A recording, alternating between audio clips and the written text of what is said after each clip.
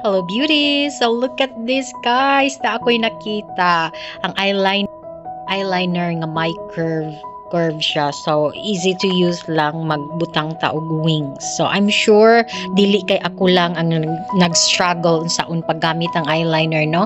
I've been using eyeliner for I think mga 10 years na, but maglisod jud gihapon ko. So I'm sure naglisod pod mo. So this is it. Tanawa ni ang akong napalit. So easy to use good siya, as in tanawa na.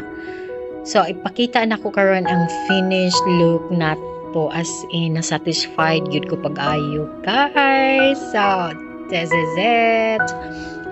By the way, kung magbutang tag eyeliner, ayaw ibutang ang wing sa may fold bitaw sa part sa atong eyelid, na?